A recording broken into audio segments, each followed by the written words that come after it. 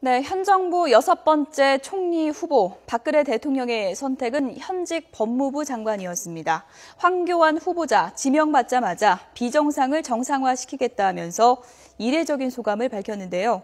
황 후보자 본인 말대로 나라의 기본을 바로잡는 역할을 할지 아니면 야당의 지적대로 공안 통치 정국이 될지 좀 짚어보겠습니다. 최창렬 용인대 교수 그리고 허성우 국가디자인연구소 이사장 두 분 나오셨습니다. 안녕하세요. 안녕하세요. 네, 황교안 후보자 벌써 6번째 이제 카드가 되는데요. 좀 이례적인 소감을 남겼습니다. 먼저 소감 내용부터 좀 들어보고 얘기를 좀 하겠습니다.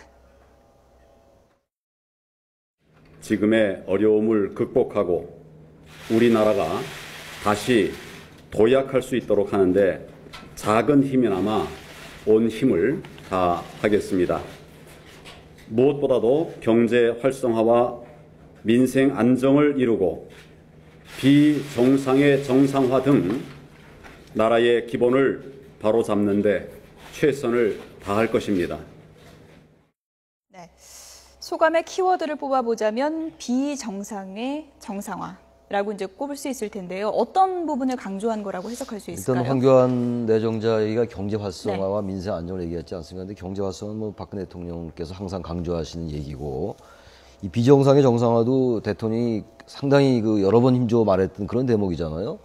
이 비정상의 정상화라는 게 우리가 이제 계속 내려왔던 이른바 적폐, 이게 과거부터 누적돼 왔던 그 폐단이 적폐 아니겠습니까? 그 적폐를 해소한다는 건데, 지금 특히 이제 이것과 관련해가지고 김성우 홍보수석이 이제 황교안 내정자를 발탁한 배경을 설명할 때 이런 얘기를 했어요. 과거부터 내려왔던 잘못된 부정과 비리, 그 부패를 척결하겠다. 그 연장선상에서의 전 비정상의 정상이라고 생각을 합니다. 그래서 한국 사회가 뭐 어제 오늘 이렇게 여러 가지 폐단이 쌓인 건 아니잖아요. 상당히 과거부터 이른바 압축성장 과정에서 여러 가지 편법과 불법 이런 것들, 이런 부분들이 구조화되어 있는 면이 있는 거거든요. 그런 것들을 이제 정상화시키는 건 좋은데, 너무 이제 법적인 면, 사정이란 측면, 그리고 부패 척결 이런 부분들에 너무 강조하는 거는 향후 야당과의 관계에 있어가지고도 상당히 불편할 수가 있다. 그래서 일단 경제 활성화, 민생 안정, 비정상의 정상화라는 원론적인 말씀을 했습니다만, 아무튼 간에 비정상의 정상화라는 게 너무 사정이나 부정부패 척결 쪽으로만 가는 거는 총리로서보다는 너무 법무장관 쪽에 합당한 직무 같아서 조금 더 이 범위를 넓히는 게 바람직하다는 생각을 좀 합니다. 네. 최 교수님께서 설명을 아주 잘 하셨습니다만은 조금 더 보태면은 기본적으로 그럼 대통령께서 현직 법무부 장관을 왜 그럼 총리 내정자로 지명했을까 하는 부분들이거든요. 예. 근데 그것을 우리가 짚어보면은 이런 거죠. 대통령께서 지금 앞으로 남아있는 임기 절반의 국정 과제들을 수행하는 과정에 있어서 가장 큰 걸림돌이 뭐냐 했을 적에 대통령 입장에서 볼 때는 가장 두 가지다. 하나는 뭐냐, 부정부패다. 또 하나는 뭐냐, 정치개혁이다. 이것이 선제되지 않고는 대통령의 남은 국정수행 과제들을 중단 없이 진행하기는 굉장히 어렵다고 본 거죠. 예. 그래서 그 걸림돌을 제거하는 데 가장 적합한 인물이 누구냐. 그렇게 했을 때 바로 법무부 장관이, 그동안 법무부 장관은 나름대로 대통령의 국정 추락을 뒤에서 굉장히 뒷받침을 많이 해왔고, 예. 또 대통령의 어떤 국정 철학을 굉장히 잘 이해하고 또 소화할 수 있고 또 잘 진행할 수 있는 사람으로 판단한 거죠. 그래서 황교안 내정자를 총리 내정자를 지명하지 않았나 그렇게 보는 거죠. 황교안 장관에 대해서 이제 소개하는 저희가 이제 내용을 좀 그래픽으로 좀 보여드렸는데, 뭐 대표적인 공안통으로도 이제 불리고 있고요. 보니까 외유 내강형 성격이다 이렇게 알려졌나 봐요. 어떤 인물로 볼 수 있을까요? 황교안 장관은 뭐 다 알려져 있다시피 상당히 안정적인 이미지를 주죠. 그리고 현 정부 들어서 가장 오래 지금 장관을 하고 있지 않습니까? 법무장관 되고 난 다음에. 그리고 어쨌든 뭐 말씀하셨다시피 아주 공안 검사로 이름을 알렸던 검사예요. 그리고 특히 이제 뭐 그 부분도 많이 알려져 있습니다만 국가보안법은 아주 전문가입니다. 국가보안법 해설서도 낼 정도인데, 어쨌든 간에 쭉 검찰에만 있었고 공안통으로만 성장을 했고 말이죠. 그런데 법무장관으로서 대통령이 보기에는 상당히 안정적인 면을 보였던 것 같고 말이죠. 특히 이제 현 정부 들어서 굉장히 예민한 정치적 사건들이 많았잖아요. 예. 근데 여와 야의 시각은 뭐 첨예하게 갈 수밖에 없는 부분들, 국정원 대선 개부 의혹 사건이라든지 또 이른바 비선실세 국정 개입 사건 뭐 이런 것들, 그리고 특히 통합진보당 해산에서의 정부 측 대리를 맡고 이런 부분들이 있어가지고 대통령으로서 상당히 신뢰가 가고 안정감을 주는 것이고 야당 입장에서 볼 때는 상당히 불편한 인물이었어요. 그래서 양면이 아주 극명히 교차되는 그러한 인물입니다. 그래서 이제 이러한 부분들이 청문회 때 어느 때보다도 상당히 첨예하게 그리고 정치적으로 이념적으로 대립할 가능성이 많다 이렇게 생각을 합니다. 네. 이제 6번째 카드인데 네. 이게 청문회를 잘 통과해야 할 문제가 이제 남아있지 않겠습니까? 그렇습니다. 쟁점이 참 많은 것 같은데 호락호락하게 좀 넘어가지 않겠다. 야당은 지금 그런 입장인데요. 그렇죠. 어떻게 잡아볼 수 있을까요? 야당 입장에서는 뭐 진짜 최 교수님 말씀하신 대로 머리, 예. 발끝부터 머리까지 다 공안으로 모십니다. 그러나 공안 검사, 그러니까 공안 전문, 그 예정자 하더라도 공안이라는 게 뭡니까? 결국 국가 정체성을 확립하는 부분에서 굉장히 적격한 인물이다 이렇게 봐야 되거든요. 근데 다만 이제 야당에서 지금 문제 삼고 있는 것이 지난번에 댓글 사건, 그 다음에 그 국정원장 그 구속할 때 그 부분에 있어서 그 관련해서 사실은 2번의 그 해임 건의안을 냈던 건 사실입니다.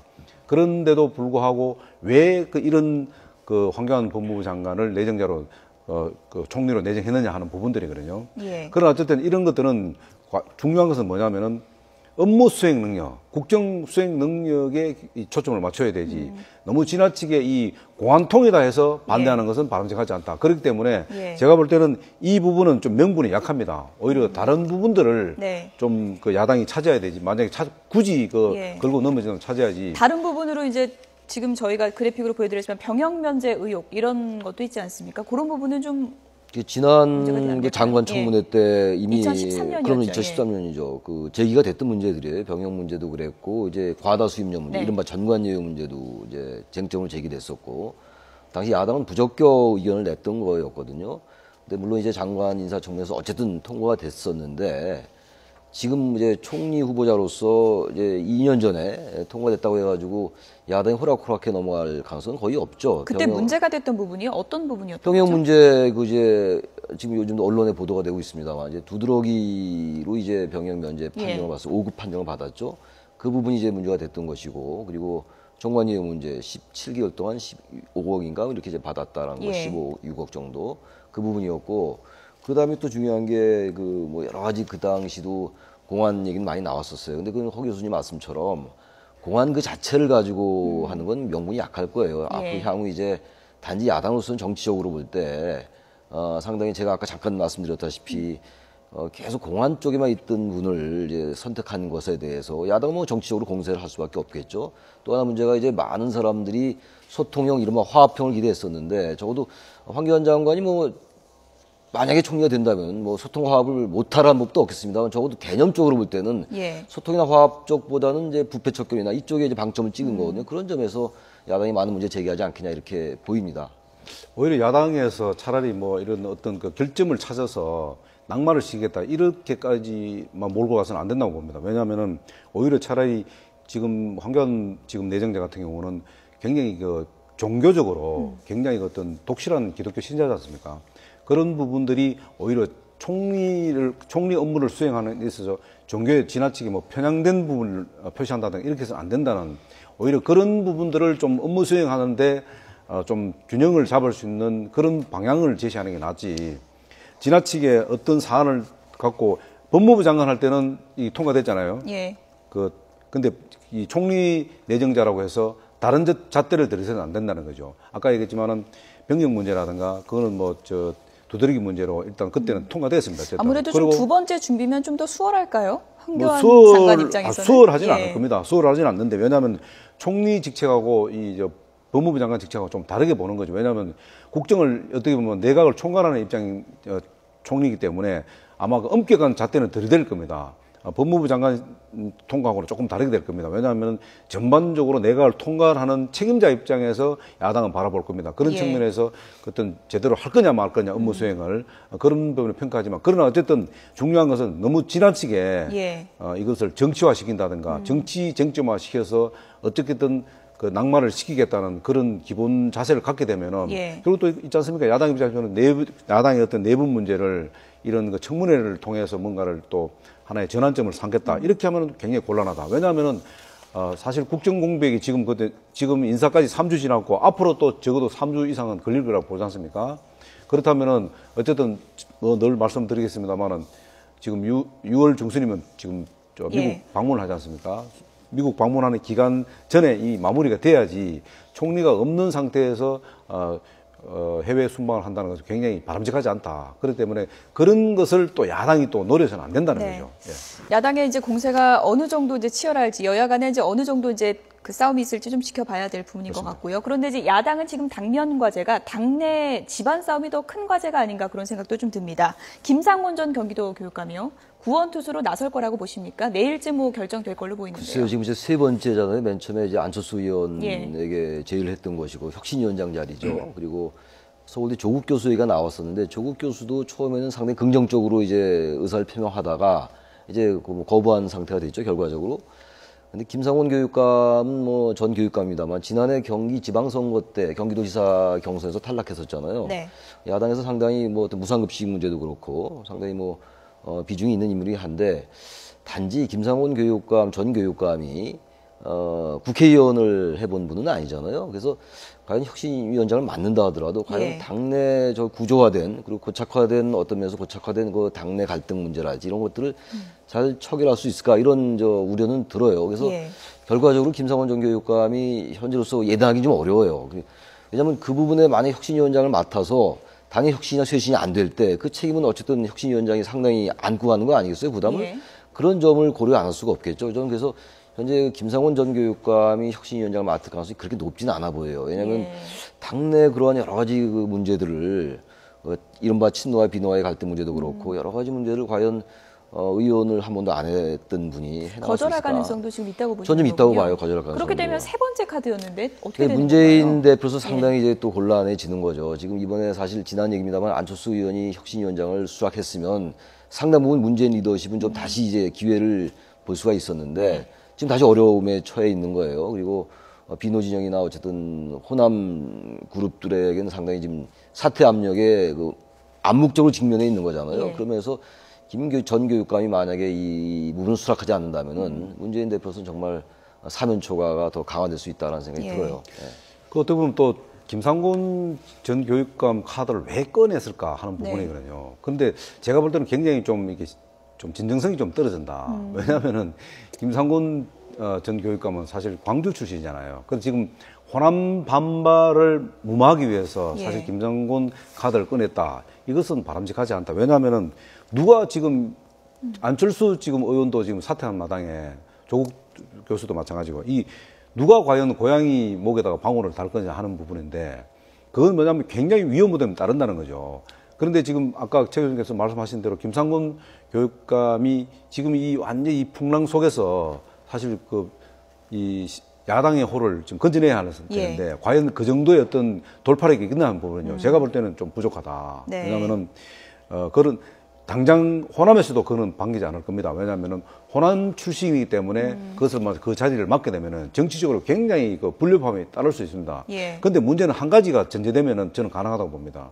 뭐냐면은 문재인 대표가 일정 부분 기득권을 내려놔야 되는데 우리가 예. 말하는 기득권이 뭐냐? 한데 저는 개인적으로 한 가지 말씀드리는 뭐냐면 문재인 대표가 오히려 20대 총선을 불출마 선언을 한 상태에서 예. 그거를 맡아달라고 위원장을 맡아달라고 한다면은 올 분이 굉장히 많다. 예. 김상곤 오히려 교육감도 만약에 문재인 대표가 그런 어떤 용단을 내리고 예. 20대 불출마를 선언한 상태에서 그런 뭐냐면 기득권을 상당히 내려놓습니다. 예. 그리고 친노 세력들도 그 부분에 대해서는 왔다 갔다 할 얘기상이 안 됩니다. 그러다 보니까 그 정도의 적어도 국민들이 납득하고 당원들이 납득할 만한 그런 기득권을 내려놓고 예. 혁신위원장을 위원장을 초청을 한다면은 예. 올 분이 굉장히 이 많다. 부분에 대해서 어떻게 보십니까?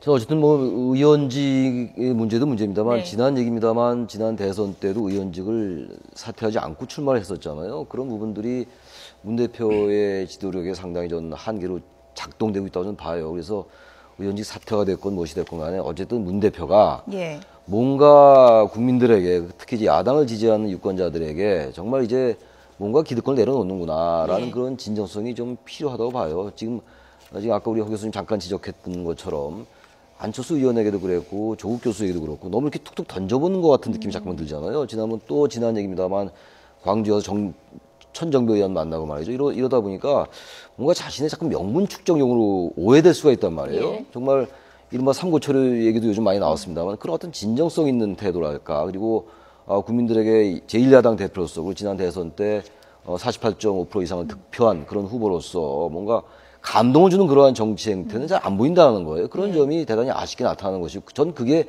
궁극적으로 문 대표의 리더십의 한계로 전 나타난다고 봐요. 그래서 정말 대선의 뜻이 있고 차기에 대선 주자로서 입지를 확고히 하기 위해서라도 역설적으로 지금의 자기 모습을 다 내려놓는 것, 그것이 대표직 사퇴가 됐건 의원직 불출마가 됐건 그런 모습이 없다 보니까 자꾸 자신의 명무축적으로 보이고 친노 대 비노의 갈등 구도에서 한 발자국도 나가지 못하는 게 아닌가 이렇게 생각이 좀 듭니다. 예. 제가 이제 한 말씀만 더 드리면요.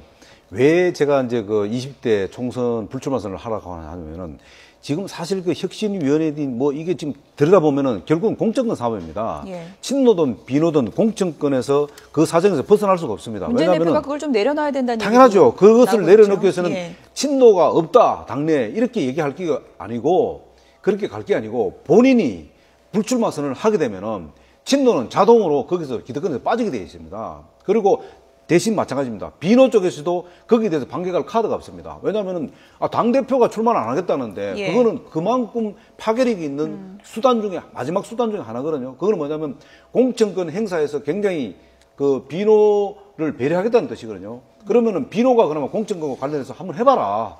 우리들은 빠지겠다. 대신에 내가 그 중심에서 빠지겠다는 거죠. 그 나라는 것은 문재인 대표죠. 예. 그렇게 된다면은 국민들이 볼 때도 굉장히 그 부분을 아주 진정성있게 받아들인다뇨. 그런 기득권 내려놓는 그 기득권이라는 건 아까 공천 부분이거든요. 그런 부분에 대해서는 문재인 대표가 이 시점에서 굉장히 명확하게 좀 선을 그어주는 게 야당을 위해서 바람직하다. 왜냐하면은 야당이라는 게 본질적으로 야당의 모습이 뭐냐. 견제와 균형이거든요. 그리고 비판인데 지금 그런 당내 이 분류 파문에 인해서 지금 야당이 지금 나아갈 방향을 지금 잃어버린 거기 때문에 이런 부분들이 뭐냐. 결국은 정치권 전체에 대한 국민들의 불신을 줄 수 있다. 이렇기 네. 때문에 빨리 야당도 문제가 수습되는 것이 사실 바람직하다. 여당한테도 그게 결국은 유리한 상황은 아니다는 거죠. 김상곤 전 교육감이 이제 즉답 피하고 장고에 들어갔는데 본인 스스로도 이런 부분이 좀 의문이 들 것 같습니다. 앞서서 언급하셨지만 어느 정도 권한을 갖고 있는지 위원장직에 어느 정도 권한이 부여되는지가 핵심 아니겠습니까? 그렇죠. 혁신위원장에게 지난번에 안철수 의원한테 모든 걸 주겠다. 정권을. 그래서 인선 문제라든지 예. 그 혁신위원회 위원을 누구로 이제 구성하느냐의 문제, 그다음에 운영의 문제, 조직의 예. 문제 이런 것들 정권을 주겠다고 했는데 역시 또 최종 결정은 또 문재인 대표에게 갈 수밖에 없어요. 또 최고위원회가 의결기구잖아요. 기본적으로. 그래서 혁신위원회에게 완전히 권한을 줄 수 있을지. 근데 예. 지금 말은 조심스럽긴 한데요. 문재인 대표의 그 최근에 여러 가지 정책 행보를 볼 때 완벽하게 혁신위원회에게 정권을 줄 것 같지는 않아 보여요. 왜 그러냐면은 지난번에 당원에게 드리는 글이라는 걸 최고위원회에서 얘기하려다가 얘기를 안 했지 않습니까? 근데 그것이 보도가 됐잖아요. 그 내용을 보면은 역시 현재 당내 여러 가지 갈등의 문제를 친노 대 비노의 갈등 구도로만 보는. 그래서 이 지금 혁신을 요구하는 비노 그룹의 이 요구를 기득권을 달라는 거 아니냐 이렇게 본다는 건 여전히 역시 혁신위원회가 구성된다 하더라도 문 대표가 친노를 많이 의식하는 그런 행태일 수밖에 없다는 걸 반증하는 것 같아요. 그런 면에서 볼 때 저는 일정 부분 한계가 있지 않겠냐. 그래서 지금 허 교수님도 말씀하시고 뭐 다들 그렇게들 얘기를 하고 있습니다만 어쨌든 문 대표가 뭔가 지금 과거에 없던 새로운 정치 행태 그리고 그것이 기득권을 내려놓는 모습 이런 것들이 있지 않고는 그게 전제되지 않고는 네, 저는 쉽지 않아 위원장직이 보인다는 그렇게 한계가 있다면 혁신이 될 수 있는 겁니까? 간략하게 좀 혁신이라는 이런 겁니다. 예. 기본적으로 앞으로 당을 어떻게 수습할 것이며 어떤 비전을 제시할 것이며 이런 부분이기 때문에 지금 최 교수님 말씀하신 대로 문재인 대표가 모든 공천권을 혁신위원장한테 주겠다. 혁신위원장이 알아서 하세요. 이렇게 하면은 혁신위원장이 살아날 수 있는데 과연 당에서 그렇게 하겠냐? 제가 볼 때는 그건 어렵다고 봅니다. 왜냐하면 개파 간의 갈등 때문에 그건 어렵다. 다만 이제 혁신위원장이 어느 정도의 칼을 빼서 휘두르건지 하는 부분은 본인의 의지가 강하겠죠. 네, 김상곤 전 교육감이 어떤 선택을 하고 또 문재인 대표가 당을 앞으로 어떻게 끌고 갈지 좀 지켜봐야 될 것 같네요. 최창렬 용인대 교수 그리고 허성우 국가디자인연구소 이사장이었습니다. 두 분 고맙습니다.